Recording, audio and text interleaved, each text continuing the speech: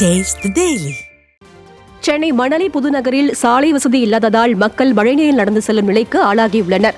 சாலை வசதி கோரி புகார் தெரிவித்த போது 16வது வார்டு உதவி பொறியாளர் தரக்குறைவாக பேசியதாகவும் மண்டல அதிகாரியிடம் புகார் அளித்ததற்காக அடியாட்களை கொண்டு மிரட்டுவதாகவும் அப்பகுதி மக்கள் தெரிவிக்கின்றனர். இதனிடையே 16வது வார்டு கவுன்சிலர் அந்த பக்கமே எட்டிக்கூட பார்க்கவில்லை எனவும் குற்றம் சாட்டினர்.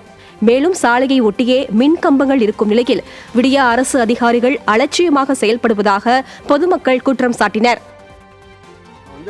இப்போ ஏஐ வந்திருக்கிறாரு, அவர் பேசியே பார்த்தீங்கன்னா மிரட்டுறாரு. இப்போ காலையில் கூட நாங்கள் இந்த புகார் நான் ஆன்லைன் கம்ப்ளைண்ட் கொடுத்தேன். இங்கே ஆளுங்களை அனுப்பிச்சி விட்டுட்டு ஆளுங்க மிரட்டிட்டு போகிறாங்க. அதுக்கப்புறம் நான் ஜோனல் ஆஃபீஸர்கிட்ட என்ன சொன்னேன் அப்படின்னாக்கா, சார் என்ன சார் நான் உங்கள்கிட்ட கம்ப்ளைண்ட் கொடுத்தேன், ஆன்லைன்லேயே கொடுத்துருக்கேன், இப்போ மறுபடியும் யாரோ மிரட்டுறாங்களே சார் அப்படின்னு சொன்னால், அப்புறம் இப்போ ஏஐ என்ன பண்ணுறாரு, அவர் பேசிட்டு சென்னை முழுக்க இப்படி தாங்க இருக்குது, அதுக்கு என்ன பண்ண சொல்கிறீங்க, ஓட்டு போட்டிங்கல்ல, ஓட்டு போட்டவங்களை போய் கேளுங்கன்னு சொல்லிட்டு மிரட்டிட்டு போகிறாரு அவர் ஏஐ. அப்போ நாங்கள் எப்படி சார் இங்கே குடியிருக்க முடியும்?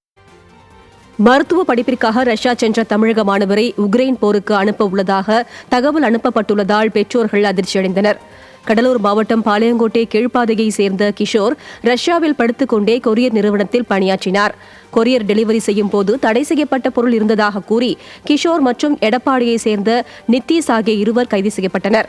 இந்நிலையில் தன்னை உக்ரைன் போருக்கு அனுப்ப உள்ளதாக கிஷோர் பெற்றோருக்கு ஆடியோ அனுப்பிய நிலையில் அதிர்ச்சியடைந்த பெற்றோர் தங்களது மகனை மீட்டுத்தர கோரி மத்திய மாநில அரசுக்கு கோரிக்கை வைத்துள்ளனர். எப்படியாவது காப்பாற்றிக்கூட சார். முதல்வர் ஐயா உங்களுக்கு கோரிக்கை அவங்களுக்கு மனு கொடுத்தோம் சார், பிரதமர் சாருக்கு மனு கொடுத்தோம், எல்லாருக்கும் மனு கொடுத்தோம். எம்பசில பேசினாலும் அவங்க சரியான தகவல் சொல்ல மாட்டேன்றாங்க, பாக்குங்கிறாங்க. எங்களுக்கு என்ன செய்யறதே தெரியல சார். இந்த மீடியா வாயிலும் பிரதமர் ஐயாவுக்கும் மோடி ஐயாவுக்கும் எங்க பிள்ளைய காப்பாற்றி கொடுன்னு கோரிக்கை வைக்கிறேன் சார். தயவு செய்து காப்பாற்றி கொடுங்க.